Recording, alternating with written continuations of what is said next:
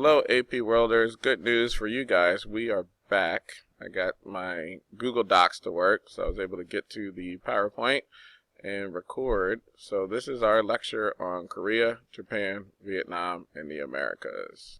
And first we're going to talk about Korea, Japan, and Vietnam. Alright, this is a more modern map, but at the time, Korea wasn't separated to South Korea and North Korea like it is today. Alright, but China, they interacted greatly with the people around them. They're going to influence all these places around them.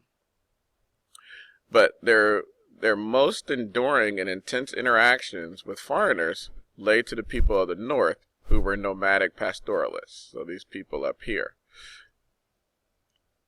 These pastoralist specialized societies needed grain.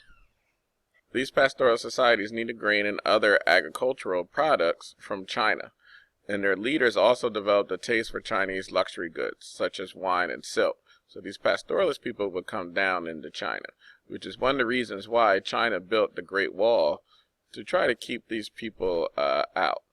But China did need things from them, and China relied on horses from these pastoralist nomads up here. China viewed themselves as the Middle Kingdom, or the center of the world. They created a tribute system. So the people around them will have to do a tribute in order to trade with China. And what the tribute system did was it created a set of practices that required non-Chinese authorities to acknowledge Chinese superiority. It required officials from the other areas to perform a kowtow, K-O-W-T-O-W, which was a series of rituals and bows that demonstrated the Chinese superiority, as well as provide gifts. It was usually like a bunch of bows and pronounced that China was superior to their people. In return, after performing that kowtow and expressing their submission, they would be granted permission to trade with China and given a bunch of riches to bring back to their areas. Korea, Vietnam, and Japan, due to their proximity to China, had China shape their histories. All of them would borrow major elements of Chinese culture, but they all have distinctive identities which have lasted into modern times. While resisting Chinese political domination, they also appreciated Chinese culture and sought the source of Chinese wealth and power. Korea and Vietnam were ruled directly by China for centuries. Japan was never actually ruled by China. Korea and Vietnam frequently rose in violent rebellions aimed at asserting their political independence. And they would achieve that independence. Alright, so the first group we're going to look at is Japan. Japan, as I said, borrowed from China, and their borrowing peaked during this time, and it touched nearly all aspects of Japanese life. Because Japan was physically separated from China by the waterway, they were never invaded. They were able to pick and choose which aspects of Chinese culture they wanted. The initial effort to adopt Chinese culture came from Shitoko Taishi, who launched a series of large-scale missions to China to learn. He would have large fleets of scholars and traders and people like that. They would all go to China, learn from the Chinese, and bring it back to Japan. He started one of the biggest reforms, which was the Taika reforms, which are Taika. These reforms were to revamp their government system, their imperial administration, along Chinese lines, and promote Buddhism and Confucianism in Japan. However, Japan struggled to master Confucian ways. Their reforms were intended to create a professional bureaucracy like China. However, China's bureaucracy required Confucianism. And so since Japan struggled with Confucianism, the reforms were unsuccessful. And the aristocracy would resist. Alright, sorry we have visitors come in. But let's keep going. So what happened was the reforms were unsuccessful and Japan shifted to the Heian era, Heian. And that was, as you can see, feudal map of Japan. So similar to Europe, where they set up feudalism, where they had all these different kingdoms, right? You can see here from the map, Japan had that too. So they weren't a centralized government. All right, so it was decentralized rule in Japan, a feudal society, where local authority developed their own military forces, right? The famous samurai that you might have heard of for Japan. All right, and so remember with Europe, we had the same kind of system where we had the king, nobles, knights, peasants. Here's the setup for Japan. We have the emperor, the shogun and daimyo, samurai warriors, peasants and artisans, and then the merchants was the lowest class because they felt like they didn't produce anything. All the merchants did was trade, right, what others had produced. So they put them at the bottom. And similar to chivalry for European knights, the samurai developed their own code of honor known as Bushido, which is Bushido. And religiously, the Japanese stayed distinct as well. They held on to their traditional religion, which was Shinto, Shinto. So they never really adopted Confucianism. Buddhism did spread a little bit in there, Japan, but the main religion was Shinto. All right, now let's shift to Korea. The Korean peninsula is an extension of the Chinese mainland, and their kingdoms were dwarfed by China. But by lumping Korea with China, you're ignoring the fact that Korea was ruled by dynasties throughout most of their history. They often, as I said before, though, they were ruled by China for a period of time, but then they got their freedom, and they often had to pay a tribute to China. During this era, Korea went through what was called Sinification, which is the extensive adoption of Chinese culture. As with Japan, Buddhism supplied the key links between Korea and China. Similar to Japan, they also introduced Chinese characters for their writing and government system, patterned after China. Koreans also struggled to master Confucian teaching, like Japan did.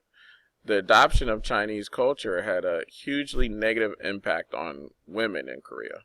Korean women had free choice in marriages and were known for practicing singing and dancing late through the night. After the adoption of Chinese culture, Chinese models of family life and female behavior replaced the previously more flexible Korean patterns for women. However, Chinese culture influence had little impact beyond the aristocrats or the elites. Most of the poor peasants in Korea were unable to benefit from the adoption of Chinese culture because it didn't spread down to them. Next, we have Vietnam.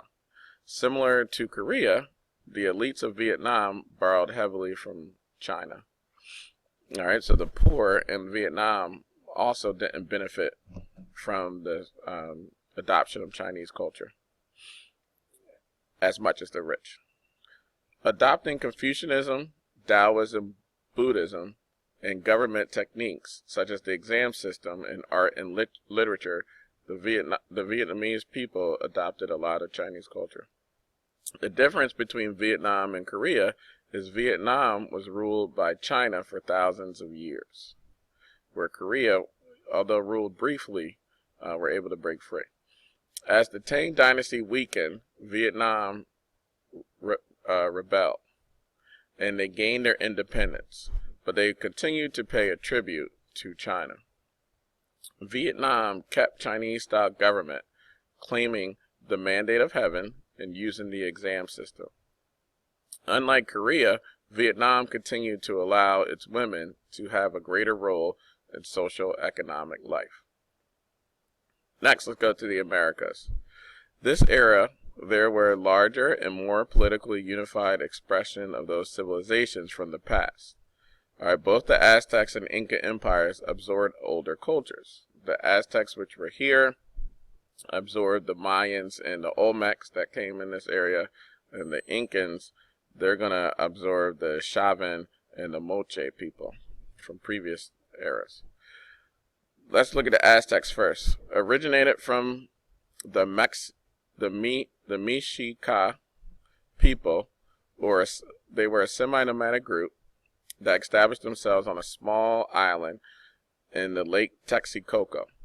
Legend has it the reason why they developed on the lake was they were to see a serpent with a snake in its mouth, and that is when they would know where to settle. All right, and so apparently they saw a serpent with a snake in his mouth sitting on a cactus, and that in the middle of the lake, and that's how they knew to settle there.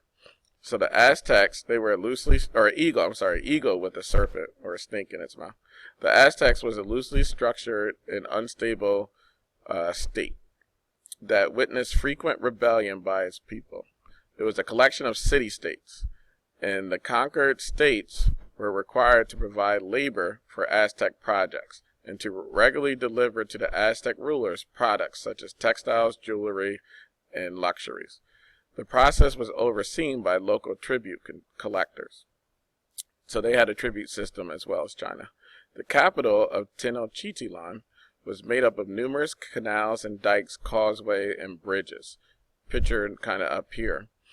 And they had these floating gardens, which were called chinampas, that they would build on the lakes. And these Aztec cities were known for their vast amount of trade and goods that could be found. And then the last is the Incas, which was along here. They were the largest empire in Mesoamerica, and they were in the Andes Mountains. Similar to how the Aztecs drew on previous cultures, the Incas drew off the Chavan and Mocha people. Both Aztecs and Incans rose through military conquest. The Aztec people left their conquered people alone for the most part. All they had to do was pay a tribute. But the Incan people incorporated them into their bureaucracy. At the top was a divine absolute ruler, and each of the provinces had, and there were 80 provinces, had their own governor here in the Incan people. The people were grouped into hierarchy groups with local leaders. Due to the huge size of the empire, the people were very diverse. The conquered people were forced not to pay a tribute, but they had to perform a work service known as a mita, M-I-T-A. Whether it was mandatory work in the fields or military service, that was their contribution to society. All right, so the Aztecs wanted money and goods in a tribute. The Incas wanted people to contribute with either working in the fields or with military service. Other differences in Inca state was the Inca state owned land, and the Aztecs had private ownership of land. Also, Inca women were involved in the economy, and Aztec women had very little involvement in the economy. All right, so that's it for this lecture. See you guys in class.